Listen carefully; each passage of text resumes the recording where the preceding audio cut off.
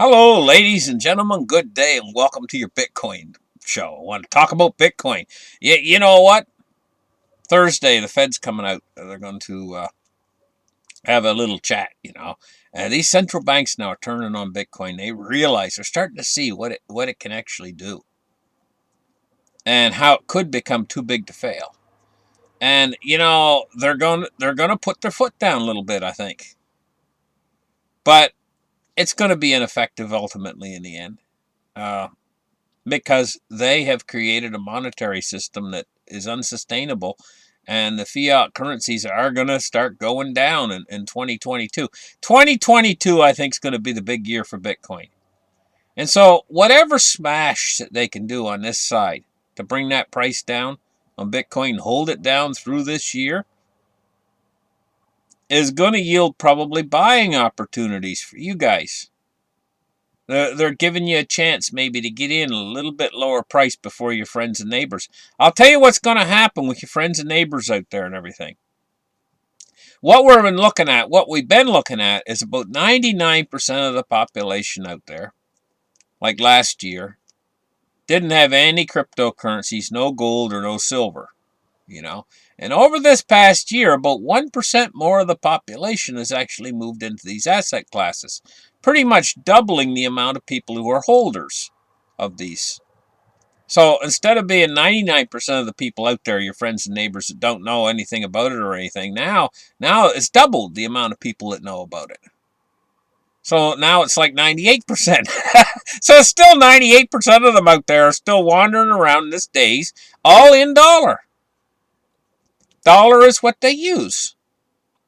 Do you remember those videos that Mark Dice used to produce and put on? You can still watch them here on YouTube, where he offers people a silver bar, a 10-ounce silver bar. He walks up to people on the street and he says, "Do you want to buy a 10-ounce silver bar, or do you want this chocolate bar from the dollar store, dollar chocolate?" And they always take the dollar chocolate, the Hershey bar, instead of the silver bar. What I get a kick out of is toward the very end, after he's went through about 10 people and they turned him down, the final guy he's offering it to, he's nervous because he doesn't want to lose his silver bar. It's funny. I get a real kick out of watching that. But it goes to show you how many people are unaware in this system right now. They're just like the people who lived in Pompeii at the foot of the volcano, and the volcano started to rumble and roar and everything, and even smoke started to come out of it, and they just, it's just a volcano again. And then she blew. Well, that's the way in this situation that we're looking at right now. We're looking at a wealth transfer coming. In the year 2022, I believe it's going to hit. It could hit sooner, but I think it's going to hold off until 2022. I think they got one more kick of the can here to try to pull the economy up by printing a whole bunch more money this year to try to keep the economy up. And they will, because they'll do anything to actually pacify the people. When it comes to politicians, what frightens them more than anything is the people out there, actually public opinion, going negative in a big way. This frightens them more than anything, is public opinion. They have people that work for them called PR. That's what they're called, public relations. Work for the politicians. But now the central banks are realizing that they can't control really Bitcoin stuff like they can control the gold and silver market through paper short contracts. And so now what they're going to do is they're going to try to badmouth Bitcoin. And it's going to work to a certain degree to keep the price cooled down, to not let it overheat. And this is where they're going with this. And so this year we might see an awful lot of an effort about the central banks trying to come in there and badmouth Bitcoin stuff, tell you, oh, you lose all your money if you invest in that, and they'll get this thing going, this word of mouth thing amongst people out there that the central banks could turn on this and we'll lose all of our money because it's more of a mouthy sort of a thing, and an awful lot of people are going to fall for it, dump off their Bitcoin this year. And we could see the Bitcoin. We could, if their efforts are really put a lot of effort into it. The central banks in unison, they just by using their mouth, like talk, talk, talk, yak, yak, yak, they could lower that Bitcoin price. I mean, I could see them cutting it in half, maybe. Who knows? And it's staying that way for most of this summer and moving into this fall. They could keep it down like that, but eventually it's going to come back and come back stronger than ever when it does come back. And the reason why is because of the way the system is arranged. Endless printing, and they can't stop. Their mechanism. They have a mechanism to try to stop and hold back inflation, and it's called interest rates. Picture it like a train, and the conductor, he's got this big handle, which is a brake, He can pull that brake to slow the train down. The problem with them is now is going back to the 1970s when they got red-hot inflation. Paul Volcker used that brake, that handbrake on the train, and he raised interest rates all the way up to 20% to stem off the inflation. Well, this is massively worse, the inflation that's coming. So how are they going to stem it off? They can't pull that brake anymore. It's busted. They can't raise interest rates. They can't even normalize interest rates, which would be around 5%. They got to stay near the zero bound. But they have been letting them creep up ever since January till now, till today. Today was the first day interest rates actually fell back a little bit. But they have been letting them raise, and this has been having a very negative effect on gold, silver, and cryptocurrencies to stem off the price increase as well. So they're using these two techniques, letting interest rates creep up a little bit, and badmouthing Bitcoin and cryptocurrencies. And these two techniques work very effectively for keeping the price from jumping too high, from keeping the enthusiasm down, dampening the enthusiasm. So that's their mechanism right now for dampening the price of cryptocurrencies. And it's going to work pretty good. I can see it working over the course of this summer. And I can see them putting more effort into this. But how high can they let these interest rates actually creep up before it starts to become a problem for them?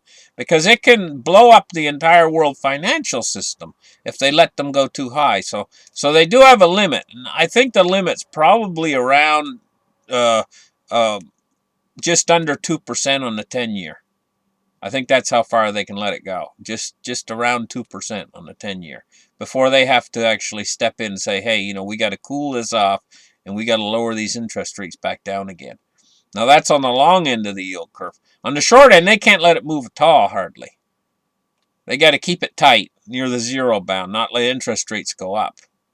They can't raise interest rates on the short end, And so the banks out there, too, in the banking system, they've been not wanting to lend money the last number of months. They see the contraction in the economy, and they are holding off on any money lending. Now, as we move in, the virus starts to go away later into the summer and fall of this year. There might be business opportunities that come on that will get bank approval. And once the banks start to lend a little bit again, then I think they'll go all hog and start lending big time, because this is how they really make money, is by lending money out, because an awful lot of people don't know this, but that money that they lend out does not exist. And bank reserve requirements have been lowered down to nil. And this means they can lend out as much as they want. It's almost like no fractional reserve anymore to their lending. They don't have to hold that fraction in reserve. And so this means they have unlimited money creation for the banks. But once they write that on their balance sheet, so if you're going to get a loan from the bank, this is how it works. The bank just makes a statement on their balance sheet for whatever amount that you want to borrow. Doesn't matter to them. As long as you're approved. That means that you have some sort of collateral that they can grab. They can make the loan to you. So if you want to borrow, say, $100,000, they just write down $100,000, make a book entry. Now the $100,000 exists. It didn't exist 5 seconds earlier. It didn't exist. This is how banks make record profits. is when they start lending money out. Because now you owe that money back to them with interest. That 100,000 that didn't exist. But there's a problem for the bank. Once they've entered that entry into their books, now if you don't pay them back, then they're responsible for that money. Now that that money does exist. And this can put a bank into bankruptcy. Because if they get too many non-performing loans, and this means the people that aren't paying them back, then they got to make good for that money some other way. And how they generally have been doing that up until now is they've been getting the government bailout of the bank. Now they do have they've put legislation in where they can do a bail-in, but the problem with bail-ins is the if they try to give the people on their bank accounts a haircut, people get terribly mad at the bank, and it shows the bank's insolvency.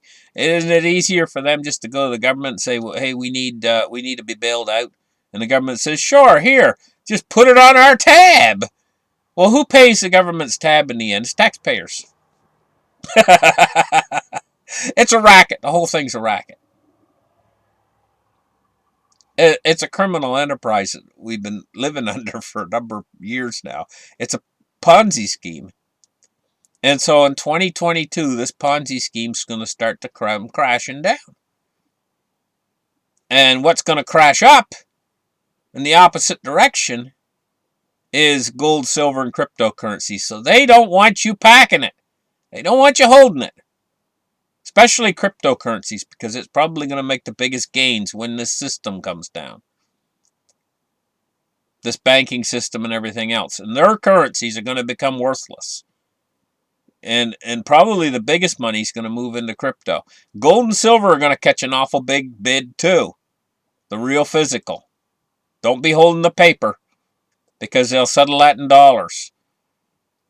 You know, they'll try to squirm out. They'll try to get you guys any way they can. You're never going to get ahead. And this represents an opportunity for you guys to get ahead for the first time ever. And they're going to try to screw you out of it, no matter how they can do it. Through fear tactics, which is what they're getting ready to do. The central banks are getting ready to tell everybody out there, oh, you're going to lose all your money if you invest in Bitcoin. Don't let them shake you out of the tree. The guys who's going to make out the best in this are the guys who've accumulated a bit of Bitcoin. And when the price goes down, because these central bankers do whatever they can to bring the price down, get a little bit more accumulated. You know, use that as an opportunity. If they can knock the price down by half, use it as an opportunity to buy on the dip. And don't let go of what you got. The long-term guys, the guys that see this thing through to the end, until the end comes, these bankers are going to fight to the end, fight to the bitter end, until they see their system collapsing, and then they're going to come up with some sort of new reset. They've probably got it all planned already, and it probably involves these central bank digital currencies, which could be a huge fail. Thank you guys for listening. Like and subscribe, and we'll catch you guys in the next show. Bye-bye.